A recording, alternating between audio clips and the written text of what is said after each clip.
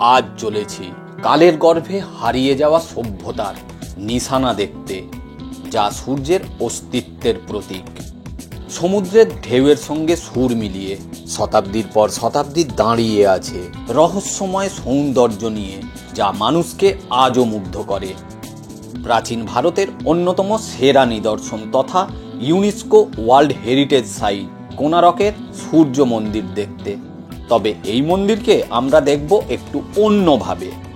পূর্ণিমার স্নিগ্ধ জ্যোৎস্নার আলোতে এর রূপের শোভাকে প্রত্যক্ষ করব, আর তার সাথে চন্দ্রভাগা সমুদ্র সৈকতে বিশাল নীল জলরাশির তরঙ্গগুলিকে ছুঁয়ে দেখব।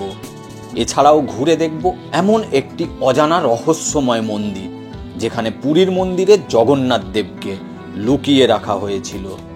এই সব কিছুই থাকবে এই ভিডিওতে। এছাড়াও এই ভিডিওতে থাকবে এই ট্যুরের যাবতীয় প্রয়োজনীয় তথ্য। তাই সব কিছু জানতে এবং ভ্রমণের আনন্দ উপভোগ করতে আমার সঙ্গে থাকুন। ভিডিওটি শেষ পর্যন্ত দেখুন। ভিডিও কেমন লাগলো আমাকে জানাতে ভুলবেন না। ভিডিও ভালো লাগলে লাইক করবেন, বন্ধুদের সাথে শেয়ার করবেন। এমনই ভিন্ন স্বাদের ভ্রমণের সাক্ষী হতে চ্যানেলটি সাবস্ক্রাইব করবেন।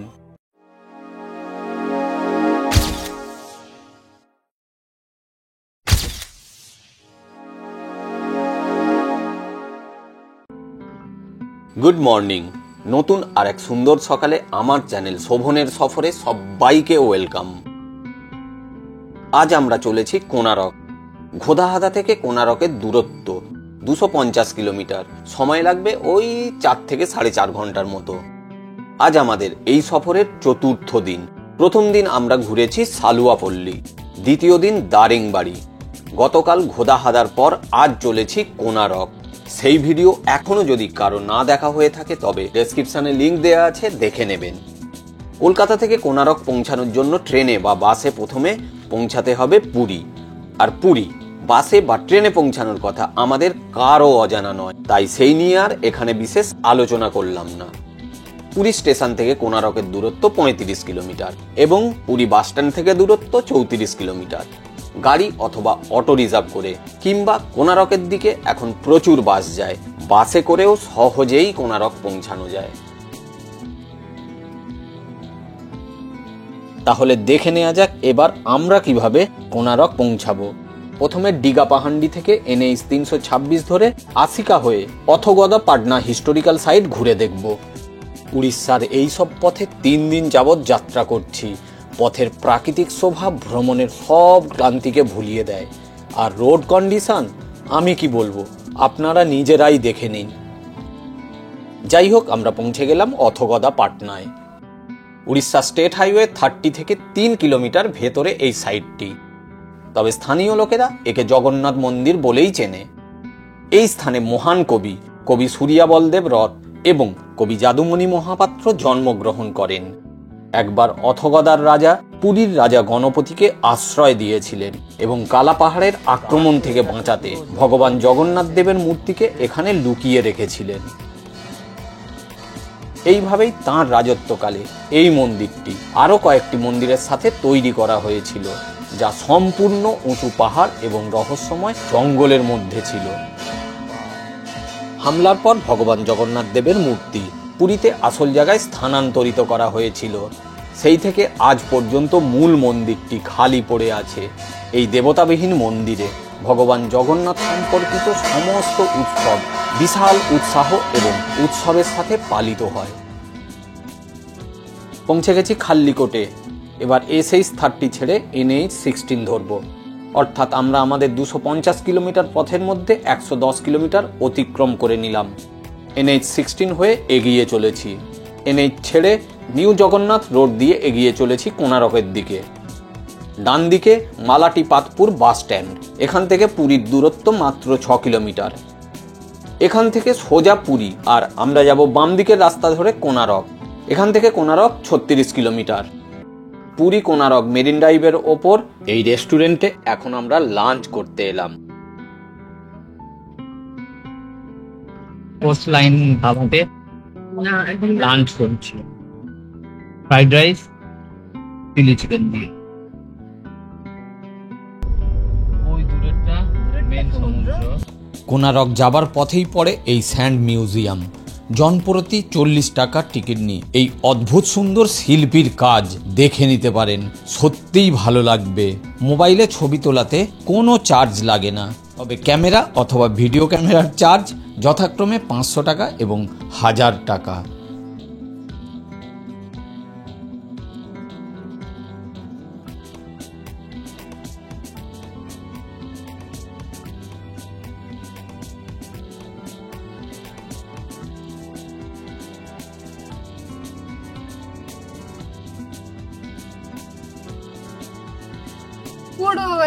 প্রায় কোনারক চলে এসেছি, চন্দ্রভাগা বিচে পৌঁছাচ্ছি এবার।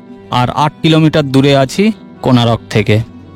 দুপুর 1:45 পৌঁছে গেলাম কোনারক সি বিচ বা চন্দ্রভাগা সি বিচে।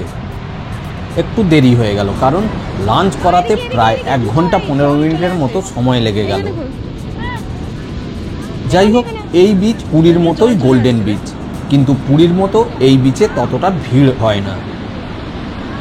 একদম ফাঁকায় ফাঁকায় বিচের শোভা এবং আনন্দ দুটোই উপভোগ করা যায়।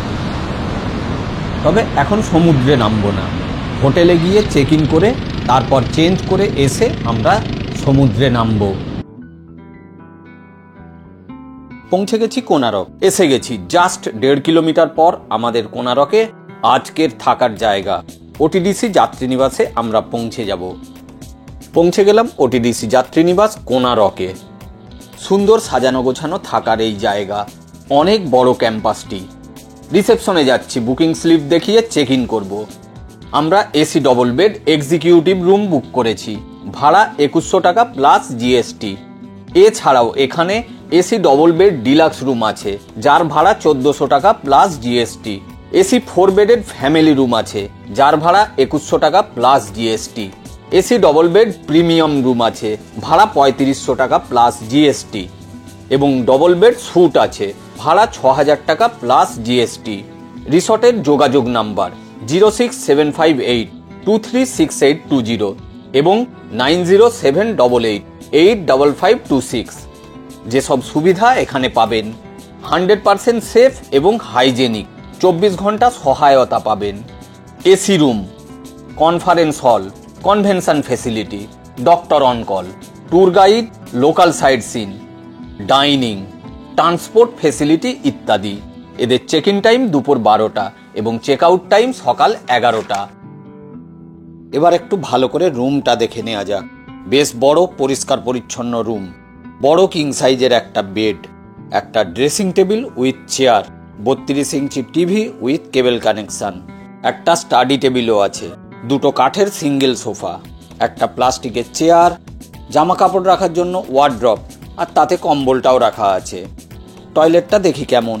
টয়লেটটা দেখেই বোঝা যাচ্ছে বেশ বয়স হয়েছে টয়লেটের, বিশেষ করে দেয়ালে এই জলের হলুদ ছাপ। ডব্লিউসিটা পরিষ্কার পরিচ্ছন্ন।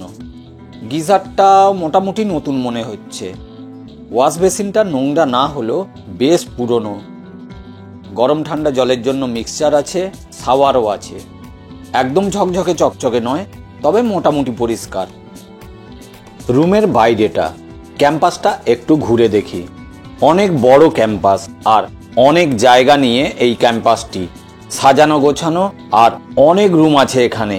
এবং ক্যাম্পাসের ভেতরে সুন্দর পার্কিংয়ের ব্যবস্থা আছে। কোনারক সূর্য মন্দির এখান থেকে মাত্র 500 মিটার এবং চন্দ্রভাগা বিচ মাত্র 3 কিলোমিটার দূরে। রুমের বাইরেটা একটু ভালো করে ঘুরিয়ে দেখিয়ে নিয়ে আমরা চন্দ্রভাগা বিচে গিয়ে সমুদ্রে নামবো।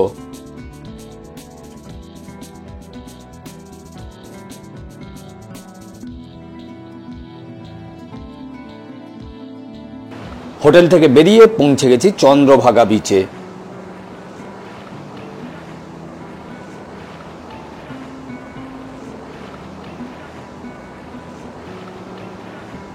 এই পথে টোটো বা অটো রিজার্ভ করলে ভাড়া পড়ে 120 থেকে 150 টাকা, আর আপ ডাউন করলে 250 টাকা। এখান থেকে বাসও পাওয়া যায় চন্দ্রভাগা বিচের জন্য, ভাড়া নেয় 15 টাকা। তবে সমুদ্রে স্নান করার প্ল্যান থাকলে বাসে না যাওয়াই ভালো। যাই হোক, এবার সমুদ্রে স্নান করি আর আনন্দ উপভোগ করি। চলুন আমাদের সাথে।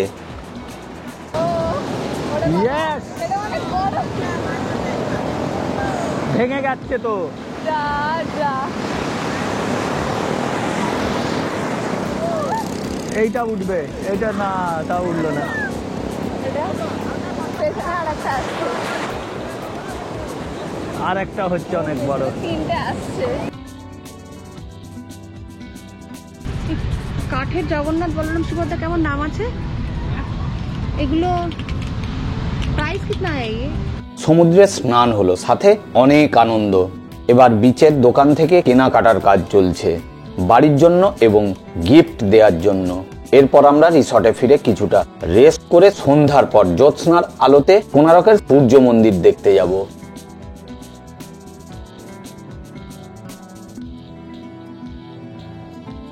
দেখো দেখোটা খেয়ে কেমন লাগে, 50 টাকা দিন ওটা একটা, তুই কি নিবি?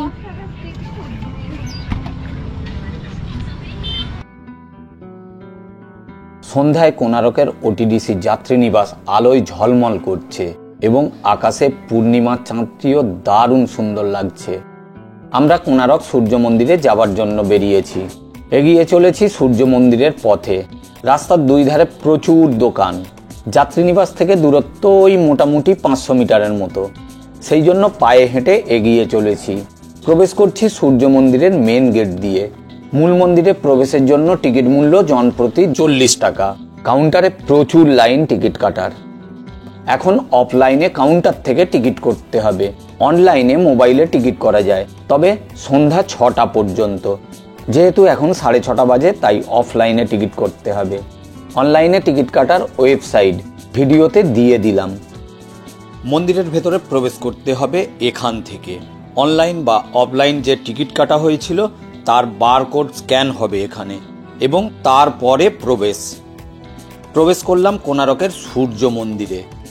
সামনের এই দুটি সিংহ দিনের আলোয় দেখেছিলাম, এখন রাতের আলোয় দেখছি। আর যেটা এই সফরের সব থেকে গুরুত্বপূর্ণ অংশ, রাতে বা পূর্ণিমার আলোতে মন্দির এবং মন্দিরের চারিপাশের পরিবেশটা এবং মন্দিরের রূপ কেমন সেটা দেখার লোভেই এবারের এই কোণারক যাত্রা। দিনের আলোয় এর রূপ এবং চাঁদের আলোয় বা রাতের আলোয় এর রূপ সম্পূর্ণ আলাদা।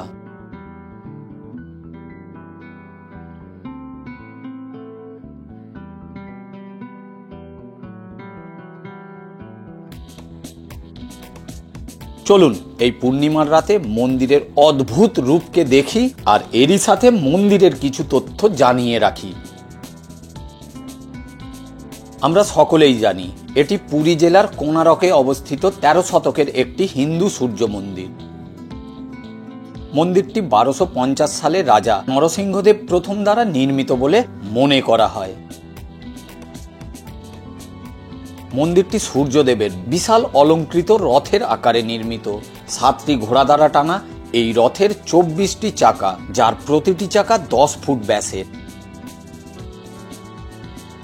মন্দিরটি কলিঙ্গ স্থাপত্য শৈলীর একটি উল্লেখযোগ্য উদাহরণ।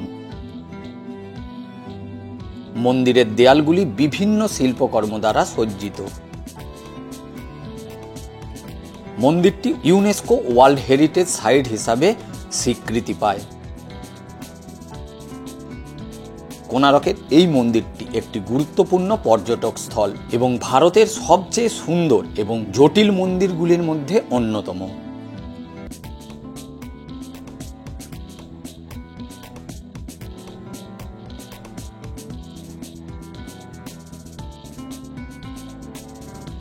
মন্দির ঘুরে হোটেলে ফিরে হোটেলের ডাইনিংয়ে ডিনার করছি। ভাত, ডাল, আলু ভাজা, ডিম কারি। খাওয়া দাওয়া করে নিই, তারপর একটা নিশ্চিত ঘুম। আবার ভোরে উঠে কলকাতা বা বাড়ির পথে যাত্রা শুরু করব।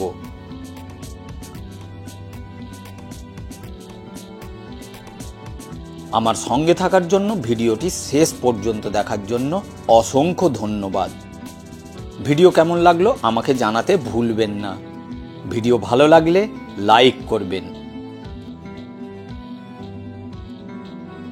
বন্ধুদের সাথে শেয়ার করবেন।